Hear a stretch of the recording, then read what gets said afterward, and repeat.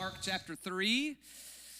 On the screen behind me is a scene from Talladega Nights. Movie came out several years ago. They are gathered around a table, and what they're discussing around that table is their favorite version of Jesus. And at some point, one of them says he likes the baby Jesus, and then they talk about a little picture of Jesus they have as a teenager and grown up with a beard Jesus. And I tell you that because in a lot of ways, sometimes that's what we do, especially with the topic that we're going to talk about today. When it comes to anger, sometimes I hear people talk about a certain version of Jesus that they like, a certain version of Jesus that they want to think about whenever they get mad. And I don't know if it's just because it makes us feel a little bit better, but it's the scene that Easton read for us just a few minutes ago where Jesus is in the temple and he's turning over the tables in the temple. I'd like for you to turn back there, and we can kind of envision this scene that's on the screen behind me now. But here's what it sounds like in John's writing. The Passover's there. Jesus goes to Jerusalem, and this is verse 14. In the temple, he finds folks who are selling oxen and sheep and pigeons, and the money changers are sitting there. Verse 15 is pretty important because I don't know what your thought is about Jesus getting angry or being angry or full of wrath or anything like that, but he's making a whip of cords. He drove them all out of the temple with the sheep and the oxen, and he poured out the coins of the money changers and overturned their tables, and he told those who sold the pigeons, take these things out. Don't make my Father's house a house of trade, another place a den of thieves, den of robbers. It's supposed to be a house of prayer for all the nations. There are some really interesting things there. And I really think it's important that we know that because when it comes to anger, sometimes maybe we think about, I like the image of Jesus when he's turning over the tables. When he's driving people out and driving the oxen out and driving the sheep out. I like the angry Jesus in John 2 when he's cleansing the temple. That's the Jesus that I like. It's interesting to me for a couple of reasons. Maybe number one is that this is not, the image you get in John 2, if you really read it, is not of a Jesus who is flying off the handle, raging in anger. He's actually sitting down making a whip of cords. And by the way, whips in the ancient world were not used to drive out people. They were used to drive out animals, like the ones that are mentioned, the oxen and the sheep. And so he's making a whip to get the animals out of the temple because they're not supposed to be there, and it's not supposed to be happening like it is. And he's not raging, flying off the handle. He's making a whip to drive out those animals before he turns over the tables. And the second thing that I'd like to call your attention to is that we only do this when it comes to anger. This is the one thing that we'll talk about in this series of Poison that we do, and it's when we do this with anger. We don't do it when it's a problem with lust. We don't think about, I like to think about the lustful Jesus. That doesn't exist. We don't do it when it comes to greed. We don't do it when it comes to any of the other vices that we're going to talk about. We do it with this one. And we kind of say, I like to think about the turning over tables Jesus because that makes me feel better about myself.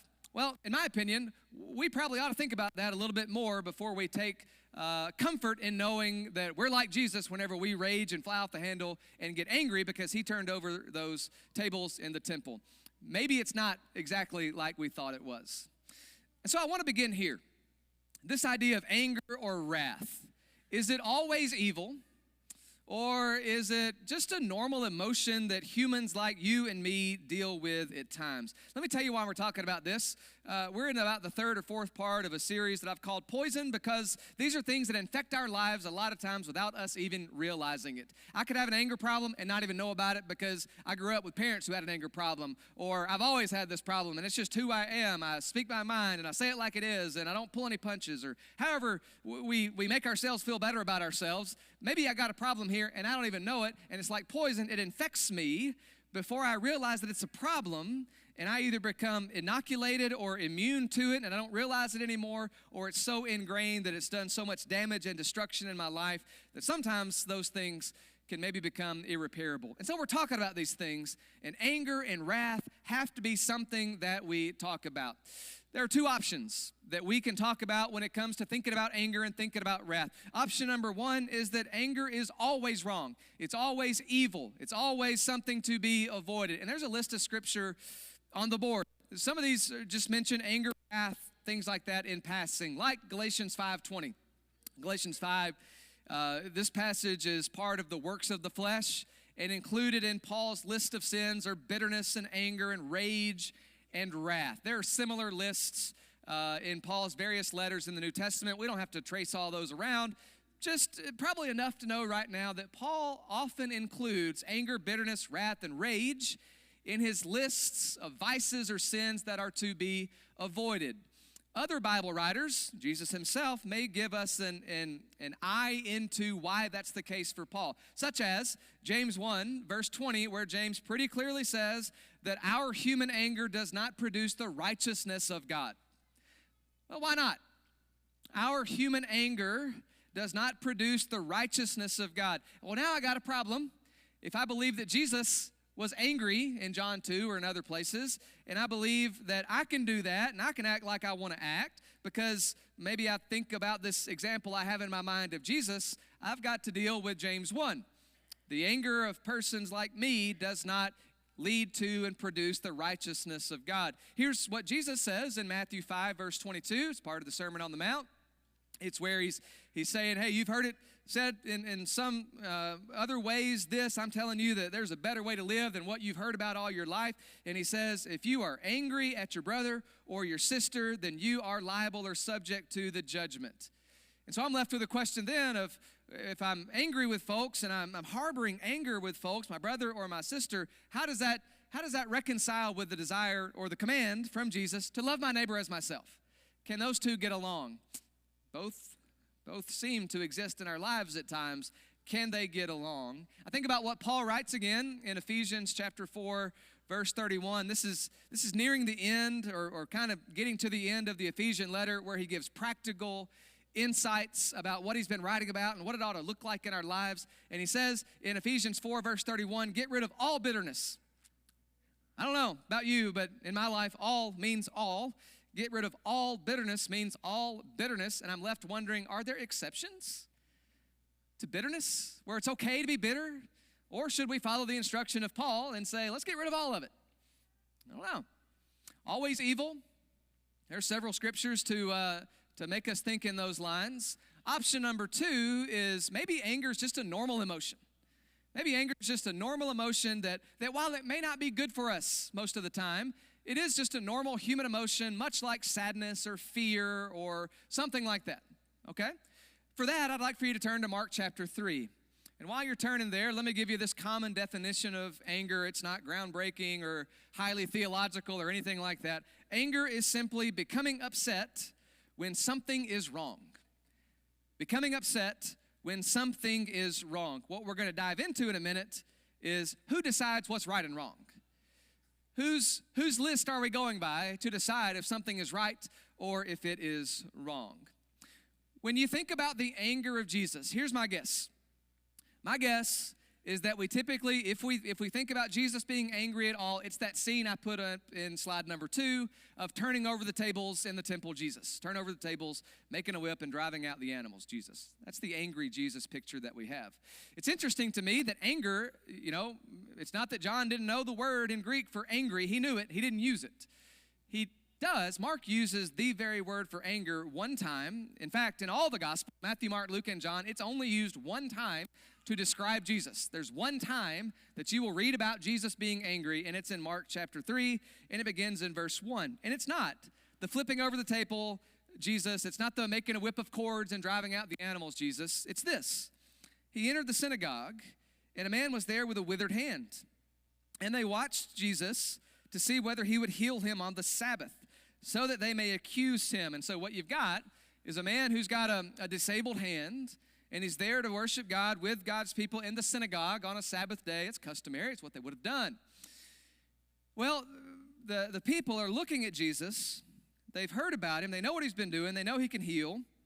And they're trying to figure out if he's going to do that healing on a Sabbath day.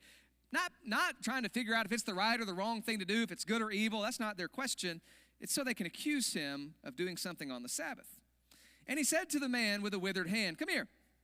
And he said to them, is it lawful, now this is Jesus questioning the ones who will question him, is it lawful on the Sabbath to do good or to do harm, to save life or to kill? It seems to me that with Jesus, there's no real gray area here.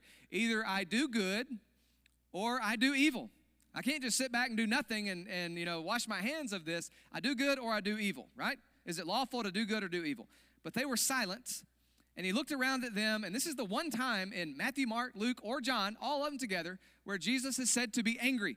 He looks at them with anger, and it's because of this, grieved at their hardness of heart, and he says to the man, stretch out your hand.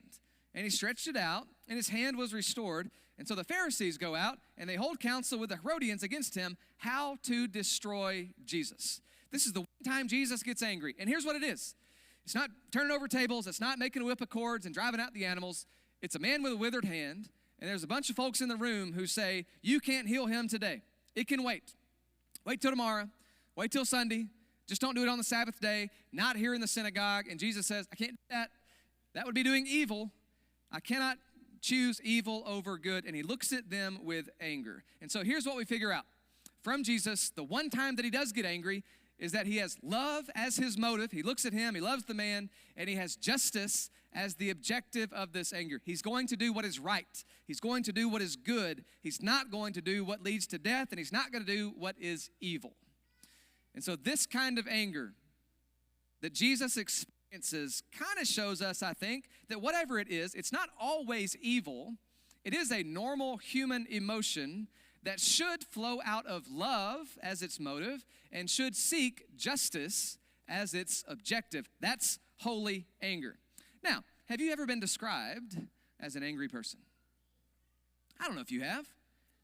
Have you ever been described as irritable, as someone who holds a grudge? Have you ever been described as somebody who has a hot temper or something like that? I don't know about you. What would your spouse say? That's the thing I want you to have in mind right now. And if you are, what is it that tends to provoke that anger in your life? What makes you feel hot under the collar? Something happens and your face turns red. What is it that makes you feel that way? This is a quote from Evagrius. He was a monk who lived in the 4th century. And he says, do not give an evil sword to the demons by getting inflamed in anger. You know what that feels like? Inflamed in anger. That's the red face, the hot under the collar. You can feel your blood pressure rising by the second. That's what he's talking about. Why do you feed this dog? He describes this anger, wrath, as a dog. If it breaks loose and it attacks people. It's got possessions that it's trying to guard inside. All right, this is the attack dog. Anger is pictured, wrath is pictured as an attack dog. It's trying to guard something that it possesses. And so the good question that I think we should ask right now about what makes us angry is, what is it guarding? When you get mad, when you get angry, when your blood boils, what is it that tends to set you off in that way? What is it that you're guarding? Is it justice? Is it trying to do the right thing and you get mad because the right thing's not being done? By the way, who decides what the right thing is? Is it love for somebody else? Is it love because somebody else is being hurt, because somebody else is being mistreated, because somebody else is suffering wrongly? What is it that provokes that? Is it love for somebody else, or is it love for yourself? And you've been upset, and we're going to talk about that in a minute. And you feel like you've been wronged and your blood boils. Okay? I want you to have that in mind. Because at some point, we've got to talk about managing our anger. This is all biblical. Let me revisit the definition for you real quick. It's becoming upset because something is wrong. Love and justice point our anger at fighting for what is just and what is good and what is right. Anger becomes wrathful when it fights just for what is good for us. And it doesn't care about somebody else. It doesn't care what others think. It doesn't care about what happens to anybody else. It's just what is good for us. Anger must be directed at the right target, all right? Must be directed at the right target. Good anger is always out of a desire for good for people. Correcting injustice is always a worthy goal of people who claim to follow Jesus. Anger turns into wrath when it is directed at the wrong target. When it's focused on guarding my agenda, our agenda. And especially when I feel like my agenda or our agenda is upset by somebody else's foolishness or their thoughtfulness or thoughtlessness or their alternative plans for what ought to happen. And I got a disagreeing opinion about it. And so my agenda is threatened and I start to get red in the face and hot under the collar and I can feel my blood boil. And it's a little bit selfish. Anger turns into a vice when it guards our control. If I'm somebody who feels like I need to have control over everything and I've got to be just in authority over everything, and somebody else's interference violates that, then anger starts to swell and a vice becomes formed. Maybe our dignity, and somebody offends us with a comment or neglect or the tone with which they speak to us. And I feel offended about that, and my blood begins to boil. My reputation, and somebody does something or says something to maybe offend my reputation or my family's reputation, and the blood boils and you're hot under the collar, and you know what that's like. And so it must be directed at the right target, and it's not myself. It also must be experienced in appropriate ways, even if anger is not inherently bad, in other words. The way that we express our anger, our wrath, can be bad. Even legitimate grievances can be dealt with in ways that are destructive and disastrous. I want you to think back to Mark chapter 3 for just a second, okay? Jesus is angry in that little story, 6 verses. He's angry in that little story. But he doesn't fly off the handle. He doesn't rage about what's happening. He doesn't, get so irritable that nobody can talk to him or anything like that. What he does is take what he's got and he seeks a better way forward. All Jesus does in Mark chapter 3 is he takes this situation that led to anger in his life and he builds something constructive out of that. He manages his anger in a good way. I don't know how you are with this. I know how I am at times, and sometimes I don't manage my anger very well. What I would call it sometimes is a mismanagement of anger. And maybe that's where you are as well. See if one of these shoes fits. There are 3 of them on the board here. These are disordered expressions of anger that become wrathful. Are you somebody who sometimes gets the label irritable? You are irritable today. And maybe it's not today. You are in an irritable time of life right now. It's the smallest things that get you angry, first of all, too easily. Every little thing sets you off. You're kind of always looking for a fight. You're looking to be offended to start a fight. Pick a fight. That's what we say sometimes. We see others. We have this view of others sometimes that is uncooperative. And they become then inconvenient hindrances to what we want and our desires, and so we treat them with impatience. And so the slightest offense leads to rudeness, a backhanded comment. The slightest offense may lead to complaints or cutting remarks, bickering back and forth. We get angry maybe too easily. Does that shoe fit? Or maybe it's the second one. We get too angry. Maybe it's not that we're irritable and every little thing sets us off. Maybe we're somebody that holds it in. And we wait, and this is the blow up. This is the flying off the handle kind of mad. This is the shouts between spouses. This is the doors slammed, and who knows what bridges are burned when those doors are slammed. This is the emotions exploding all over the house. This is the emotions exploding all over the place. This is the getting too angry. An insignificant incident can be the last straw in a long list of perceived problems. And so the driver cuts you off, and what do? How do you respond? In the grand scheme, pretty small thing, but it sets you off. You got too angry about it. Why? Or you're at the kids' ball game, and the ref makes a bad call, and everybody in the stands know it, but they're not going to reverse that call. What do you do there? Or you're standing in a long line, and you know that somebody just cut line 2 or 3 rows in front of you, and you can't stand it. It's a small thing in the grand scheme. But man, you blow up and you fly off the handle. Do you mismanage your anger by getting too angry? Or are you someone who stays angry for too long? This is what we would call resentment. This is the thinking about it for way too long. We're sullen. We're spiteful. We don't forgive. We dream of the day when we can take vengeance on that person and they will get what is coming to them. This is when we become, if you've been described as passive-aggressive, uncooperative with other people, generally just unkind to other people. This is when you're secretly plotting revenge and fantasizing about when they will finally get what they deserve. This is the stage of holding grudges. This is whenever you should have moved on, but you can't move on because you're holding a grudge here. And by the way, if you are resentful and you stay angry for too long and you hold these grudges, it makes getting angry too easily easier.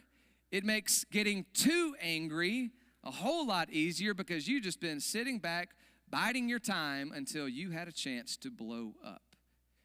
Do you mismanage your anger by getting angry too easily, by getting too angry at times, or by staying angry for too long? Well, maybe that's a little bit vague. Maybe it's too vague. And so I got a checklist. I thought the checklist last week went pretty good, and so we'll do it again. Here are some things that you should probably think about. The first one's pretty obvious. Are you a violent person? I sure hope not, but I had to put it on the list because Jesus puts it on the list. He actually labels it as murder in the Sermon on the Mount, but as far as I know, we're good on that. What about violence? I'm hoping no. But are you somebody who has the desire to become violent towards people? Are you somebody who has the desire to really make them pay? Or maybe it's not a physical response, but maybe it's number 2 on our list of magnifying the offense. You know what this is like? This is the mountain out of a molehill kind of thing. This is taking something that's a really small deal and making it a huge deal, a hill that you will die on. That's this. It's magnifying the offense. In the grand scheme of things, what that person said or what that person did was not a huge grievance to you. But the more you sit around and you dwell on it, do you do that? The more you sit around and you think about it. This is the sitting around and thinking about how I wish I would have responded so that they know what I was thinking. And the offense in your mind, though it started pretty small, becomes massive. It's multiplied. Magnifying the offense. Do you do that? Or maybe you're somebody that you don't sit around and magnify the offense because you don't have to. You had the outburst when it happened. And your spouse came and said, hey, maybe you overreacted in that situation. And that's okay for them to say, I think, if it wasn't with them, but if it, we'll go down that trail later. But maybe you flew off the handle, you had the outburst, it was an angry outburst, and now you sit around and you rationalize how it really wasn't that bad of a deal. You sit around and you kind of make excuses for yourself. This is the making excuses for my great anger problem stage. And I justify my actions. And I say things like, well, Jesus turned over the tables. I guess I can do the same thing. When I hope we've learned that that's not really what was happening in John chapter 2. Anger's not mentioned. Anger's mentioned in Mark chapter 3 when it's a person involved. But we sit around and we rationalize our excessive response. This doesn't mean that some things don't need to be responded to. It means it should be proportionate, not excessive. Do you find yourself, maybe 4th on our list, struggling with the angry outburst problem? Something happened and you are the person that just cannot let it go. And it could be smoothed over and the relationship could be repaired, but it's not because the angry outburst happened and it's hard to put that thing back in. Once the words come out, you can't put the words back in. Once the toothpaste is out, it doesn't go back in the tube. You know all the analogies. I'm not going to make them all, but the outburst is there and things have changed as a result. Is that you? Or maybe you're not the outburst kind of person. Maybe whenever you get angry, instead of bursting out in your wrath and your frustrations, instead you lean more on the insults. And it may be an insult to somebody. That could be an angry outburst coupled with an insult, but maybe more likely it's an insult about somebody. You're angry about them and you don't confront them to the face. You don't want to do that. That would make you look bad. And so instead, maybe you go behind their back and share some insults. Because they hurt you and they wronged you and they offended you and you feel like they ought to get what's coming to them, and you're not the angry outburst kind of person. You don't get angry too easily maybe, but you will stay angry for a long time, and during that long time you will insult them behind their back. Maybe it turns into what I would call reviling, which is simply to abuse with language. You get angry and you verbally assault somebody. It doesn't have to be loud, it doesn't have to be shouting, it can be whispered, right? But you verbally abuse, assault with language somebody. That's reviling. A word we talked about last week was backbiting. And so I won't define it again. Actually, I guess I will because it's not on the screen. But backbiting is saying something about somebody behind their back. Derogatory behind their back. You're mad and you're not going to talk to them about it. You're going to talk about them. And that's backbiting. Deriding somebody. Ridiculing them. Mocking them. Or finally on the checklist is cursing them. And I don't know if that means, what you think it means, but when I say cursing, I mean I wish something bad would happen to them. I wish that they would get what's coming to them. This is the plotting revenge portion. This is the hoping that they do not get good things coming down the road in their life. Did any of those fit you? Seeking violence, wishing you could seek violence, magnifying the offense, rationalizing your response, angry outburst, insulting others to their face or behind their back. Any of those ring a bell if you got an anger problem? My guess is yes, because that gets all of it. That gets those of us who get angry too easily. That gets those of us who stay angry for too long. That gets those of us who get too angry along the way. It gets all of us. So what do you do about it? Good question. Remember Jesus. He's upset. He loves that man who's got the withered hand, and the folks on the other side do not want that man healed. They are preventing justice from happening, and Jesus is angry about it. He doesn't blow up. He doesn't rage. He heals a man and does something constructive and good out of it. How do we overcome our anger? Well, maybe first, we think from their perspective. And we walk a while in their moccasins, because maybe they got things going on in their life that we don't even know about.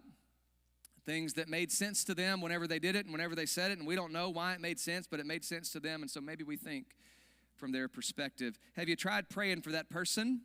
I know people who literally, whenever they get cut off in traffic, instead of doing whatever maybe others might do, they offer a quick little prayer for that person, because it's hard to stay angry at somebody who you've just prayed for. Pray for the person who angered you. This one's going to take a little bit more work, but it probably is the most effective one on the list, is track your anger.